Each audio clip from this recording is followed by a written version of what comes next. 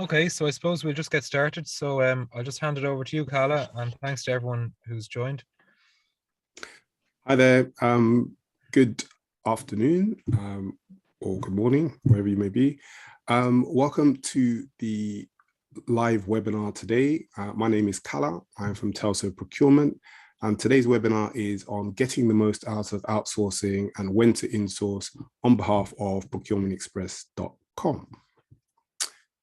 So I think one of the reasons I came up with this idea for a webinar is because obviously with what's going on globally, there are a lot of cost pressures on businesses, and outsourcing is, if done right, and in terms of decisions made, can be a solution to help reduce your overheads and costs in running your business. In terms of definitions, outsourcing and insourcing and backsourcing, but outsourcing definition is or means contracting an external supplier to manage and run a function that was previously held within the business. So the key thing there to remember is that for it to be outsourcing, it has to be previously have done within your organization and then transferred to an external third party. I think the other thing to consider as well when we're talking about outsourcing is the fact that outsourcing is a long-term relationship as opposed to a one-off spot buy. You know, when you're outsourcing to a supplier, you're outsourcing an activity, either a service or supply of products for a long period of time. And therefore that has implications in terms of how you decide which supplier you're going to work with.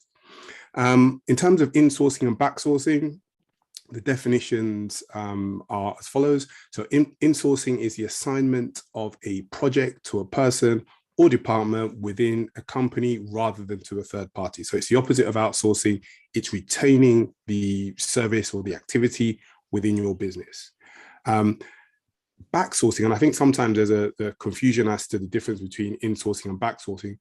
But what a lot of people think is insourcing is actually backsourcing. So backsourcing is bringing back activities that used to be outsourced to a third party and bringing those activities back into your organization for a number of reasons.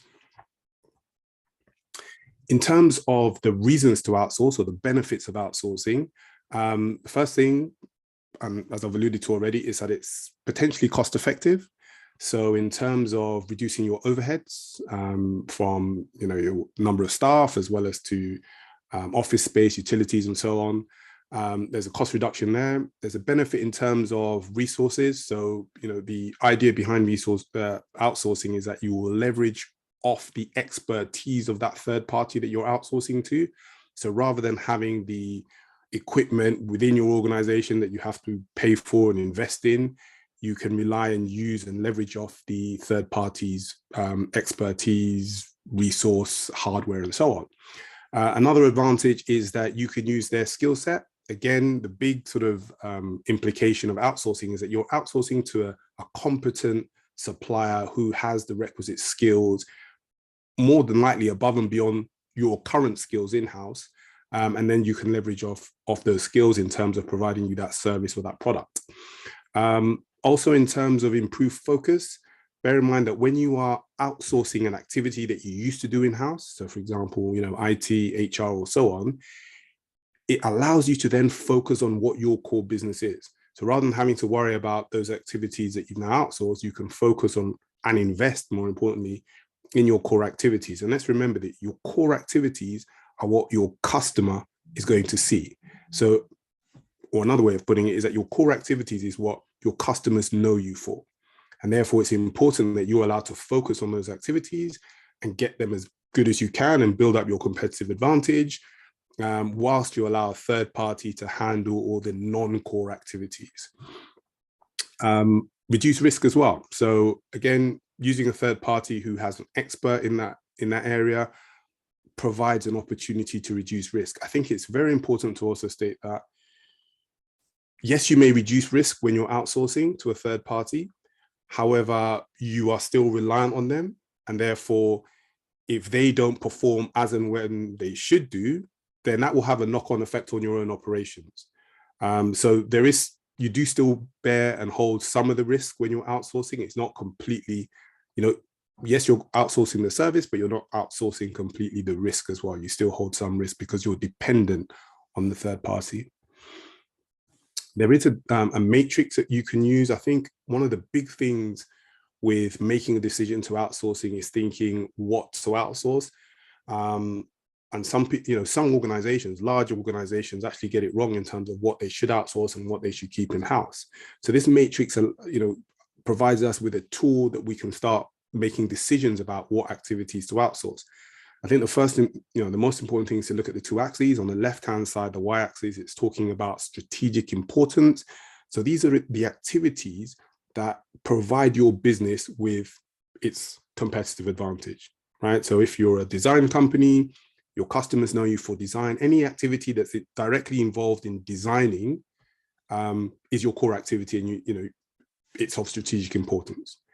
On the bottom axis, the x-axis, it's contribution towards operational performance. So as opposed to the strategic or the competitive advantage activity, operational performance is looking at those day-to-day activities that the business needs to run successfully.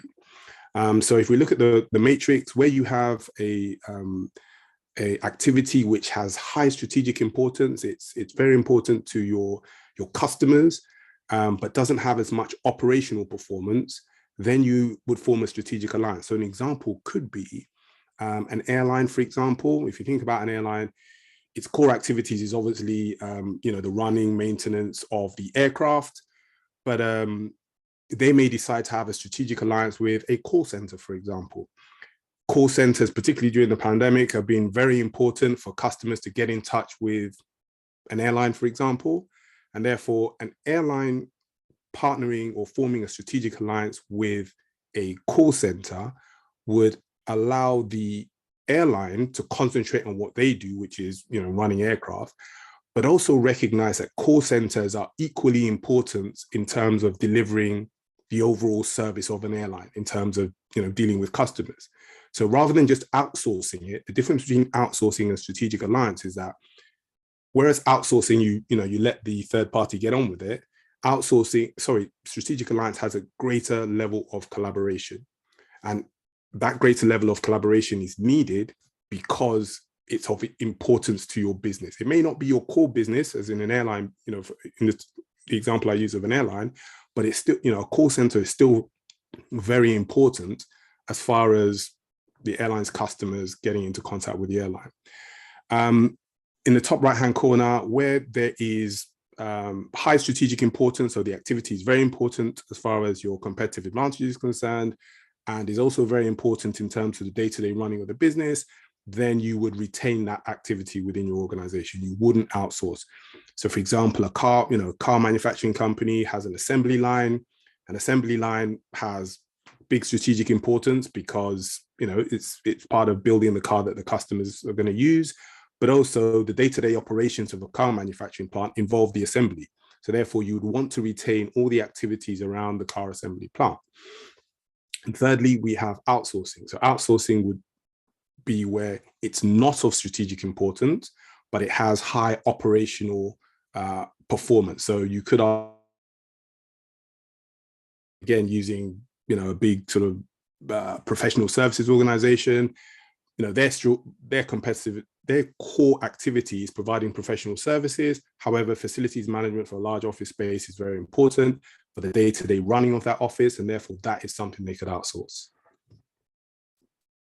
And obviously, where it's low strategic importance and low operational performance in terms of activity that your business is currently doing, then you would want to eliminate it because it's not adding any value in terms of the long-term importance to your business, nor is it adding any value to the operational performance. There is an example that you could use. So, your organizations may have creche facilities for, babies and children for staff to bring in. Now, that is not, you can't consider that to be of strategic importance, and it doesn't also have an operational performance as far as the business is concerned. And, using this matrix, you may decide to eliminate the creche facilities. However, you should also consider that the creche facilities allow you to, attract staff who work in areas of core competence of your business, and therefore whereas the matrix says you should eliminate that activity, it may be a good idea to keep the activity because it can support your strategic activities and your operational activities. So the case study, I've got a number of case studies. The first one is Slack. Slack is a team communication app, and their core activity is obviously developing the product. They outsourced, or as part of their growth strategy, they needed to change their logo, their website, and their app, and they outsourced it to a design company called MetaLab. And on the back of that, they come, and I'm sure also to do with the development of the product as well. But in support of that, the logo, the website, the app helped the company boost their profits to $221 million. And that was 3 years ago. It's now currently valued at 22.7 billion. When to outsource, I think it's also a very important question. So there are a number of factors to consider. The first thing is you want to outsource when there is available specialist knowledge. A key part of outsourcing is that you are outsourcing to a supplier who has expertise or greater expertise in that area than yourself, right? Now, in order to find out whether there are suppliers that have that expertise other than yourself or better than yourself, you need to do some research. So as you would in any procurement, you need to engage the market, understand which suppliers are out there, whether they're local, whether they're international. If it's a product being supplied in light of the current economic environment, it's probably good to choose a local supplier because you want to minimize the disruption. But the key thing here anyway, when we're talking about when to outsource is, are there available suppliers out there who have the requisite skills? The next thing to think about is the product service. Can the product or service being provided be cheaper or be provided cheaper by a third party? And this works on the assumption that the third party organization has economies of scale or can generate economies of scale. Take a clean, if you outsource to a cleaning company, the expectation is that cleaning company will have a number of different clients other than yourself. And when it comes to buying detergent, liquid, other cleaning materials and so on, due to the sheer volume that they require to manage all their clients, they will order a lot more and therefore get the economies of scale. And therefore, they're more likely to do it cheaper than you can. Also, in terms of reducing overheads, bearing in mind, as we said with the definition, that outsourcing is transferring an activity that was previously done in-house to a third party. So that will mean that you're likely to get potentially transfer the staff that used to work in your own organization to the third party's organization, and that will reduce your own overheads. And finally, when to outsource would also be where there's a small quantity, you're making small quantity purchase, and it's not cost effective to have it in-house. So again, take a law firm, for example. The amount of procurement they do on a day-to-day basis is fairly limited. Once they have their office furniture, their law books and so on, there's probably not much additional procurement to do, and therefore it would make more sense to outsource the procurement. And as and when they need stationery, for example, they could call up their outsourcing or procurement outsourcing company to do it on their behalf. It's not, procurement is not an activity they would tend to use every day. Identifying a supplier, I think the most important thing is to think, what problem am I trying to solve by going with outsourcing? I think that's very important because it helps guide all the other activities involved in identifying a supplier. So for example, you may be looking to outsource because of cheaper costs. If that's the case, then when you're sourcing the market and looking at the suppliers that are out there, you want to be making that assessment whether those suppliers are cheaper than you. It may be that you're outsourcing because you want to leverage on the expertise of third-party organizations. And again, when you're sourcing the market, it's very important that you identify suppliers who can demonstrate that superior level of expertise. When it comes to the actual pre-qualification and awarding of the contract, the outsourcing contract to a supplier, I think based on what I said earlier in terms of that it's a long-term relationship, greater consideration needs to be given to making that decision. Yeah. So whereas normally if you were procuring, for a standard item for a short period of time, you may look at the price. That will obviously be important. You may look at the competence of the supplier. That's important as well. And on the basis of that, you could, potentially award a contract.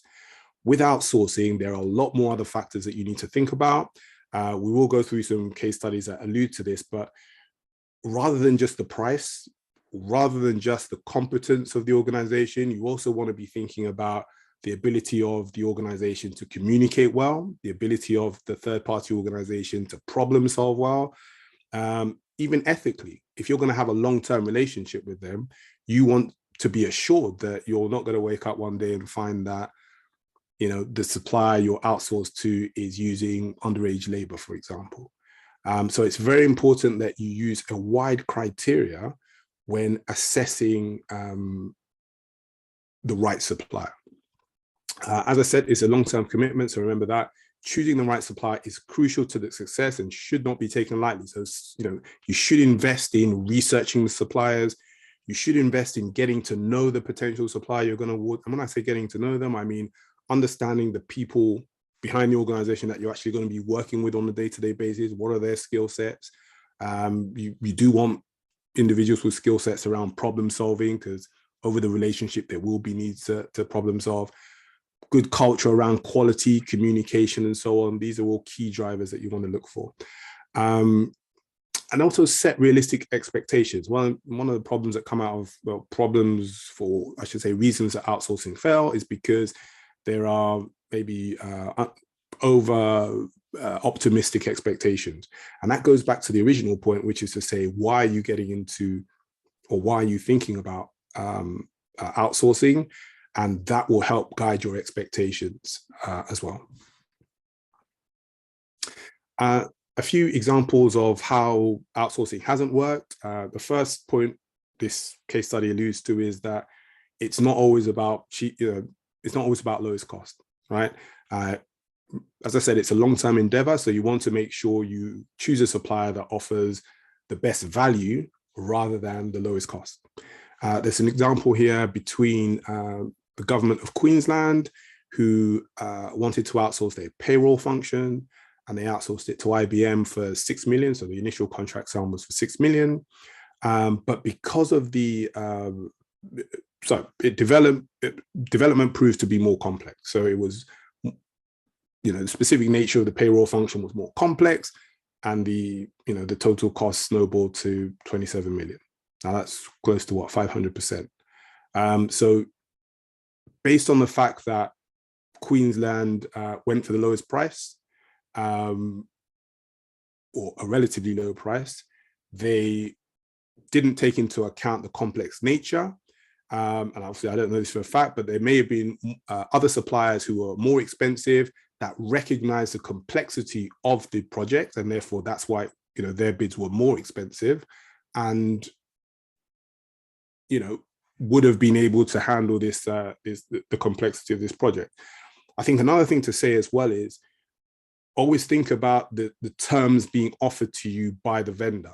So it may have been, for example, that the expectation was that IBM would only pay for, or the contract was only to do a minimal amount of work, and anything extra would have to be paid for by Queensland government. And that was in the contract. So as far as IBM were concerned, there was an expectation, and this is speculating, but there was an expectation that the Queensland government knew that there would be an increase due to the complexity, whereas on the other side, they didn't know about that. So it's very important to make sure that when you're entering into the contract, you know exactly what you're paying for, and that it matches the complexity of the requirement. Communication is key, right? So as I said earlier, rather than just evaluating on price, also look at the ability of the other third party to communicate. So marketinghelpnet.com, for example, they hired a website designer from the Philippines to save 50% on project cost. The outcome was the web designer failed to meet design and functionality requirements. Offshore provider also missed deadline. So the website developer in the Philippines also missed the deadline. The reason, or a contributing reason to the failure, came from the time difference. And as a result, they used instant messenger to communicate. So again, when you're thinking about going into a outsourcing relationship, things like time difference, language difference matter a lot. How you're going to be communicating to make sure your requirements are met on time and so on are very important. So that should be a key criteria when you're evaluating.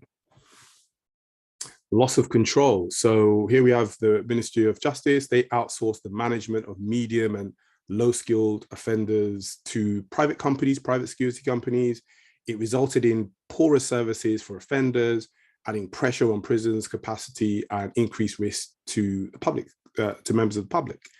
80% were inadequate in areas of service provision in terms of the actual service providers, little evidence of the promised innovations from the service providers, and a number of people recalled to prison increased by 47%.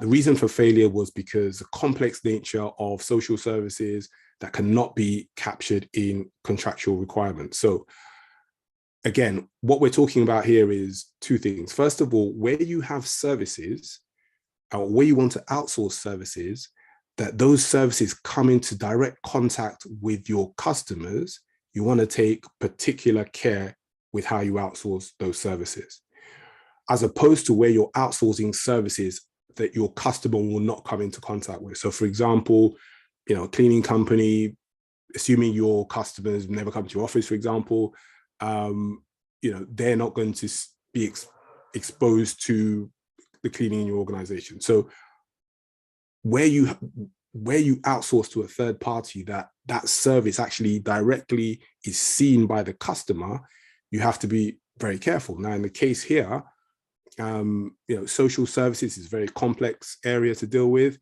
It's not enough to just have contractual KPIs about, is someone at home at 6 o'clock? It's more deeper than that. And sometimes the contractual agreement cannot capture that. And therefore, what should be happening is that should be kept in-house. And, within the ministry, they should be managing it to make sure that they give the correct social care and not let a third party do it. Because let's remember that the third party, they're interested in what it says in the contract. And so in so much as they do what it says in the contract, they're satisfied that they will get paid. Whereas sometimes it requires them to go above and beyond that, and there's no chance that they will do. So it's better to keep services that your customers are going to see in-house so that you can manage that and have control over that, rather than outsourcing it where you have little control over it. Risks of outsourcing, as I said, so hidden and unforeseen costs can arise. So we need to make sure that we understand the complex nature of whatever we're trying to outsource. We understand all the possibilities, and we look at the contract to understand what are our obligations, what are the third party's obligations, to ensure that we don't later find out that the costs are a lot higher than we thought they would be. Second of all, don't choose the wrong vendor, choose the right vendor. Recognize that it's a comprehensive evaluation that needs to take place. It's not about lowest price. It's not about, it's more than that. Culture, communication, ethics, and so on, because of the long-term nature of the relationship. And hold on to your core services. Do not outsource a service or a product that your customer knows you for. Because if you do that, you're essentially losing control over that, and you're losing control over what your customers will think about you. So when making that decision about what to outsource, hold on to what your customers know you for and focus on that, and outsource all the non-direct functions that require less management as far as the customer is concerned. Other things to keep in mind as well, I mentioned about insourcing, which is retaining your core competencies in-house. So recognize what your core competencies are, what your business is known for. When it comes to switching suppliers, so you may outsource to a supplier and you're not happy with the performance of that supplier, they made promises and so on, you're not happy with. I think this too, you shouldn't take lightly. Best practice would be to allow and give the opportunity for that supplier to improve. So point out to them the areas that they need to improve on, have a dialogue about why, the performance level is not what it should be, where you can help, try and help, in whether that's in terms of resources or any additional information that they require to help them carry out that service. Because we're all familiar with the saying, the grass isn't always greener. So the fact that you move or switch supplier doesn't necessarily mean it will be the solution or the answer. So it's very important to give the opportunity to your existing supplier to improve. If and when they don't improve or they show no commitment to improving, that is when that should be the trigger for when you decide you want to switch supplier. And obviously, when you're switching supplier, you start again in terms of understanding the market, understanding. You may also include lessons learned from your existing supplier and feed that into the evaluation of the next supplier as well. Other things to think about, or another option beyond switching supplier, is that you can bring it back in-house. In other words, backsourcing. When you consider backsourcing, you must recognize that all your resources went out in terms of that activity, at least, went out when you outsourced it. And now bringing it back in will mean you need to bring back all those resources. So in terms of, staff, any equipment, any processes need to be developed again. So it's not something to be taken lightly. It does require a significant amount of investment into bringing it back, but that may be the best option if you have made the wrong decision about what to outsource in the first place. Maybe you've outsourced something that's very important to your business as far as your customers are concerned. Then you need to bring it back in regardless of the costs involved in that. So I think in order to prevent yourself from having to backsource and bring it back in, it's important to really give that consideration about why you're outsourcing, what you're going to outsource, thinking about the outsource matrix we talked about, what should be outsourced, what shouldn't be outsourced, and also giving the right commitment, resources, time to evaluating the right supplier. That way you should reduce your risk of having to backsource in the first place. Okay, here's a quote. If you deprive yourself of outsourcing and your competitors do not, you're putting yourself out of business. And that is it. Thank you very much. If you have any questions around outsourcing, either now or later on, please feel free to contact me, and we can discuss further. Thank you very much.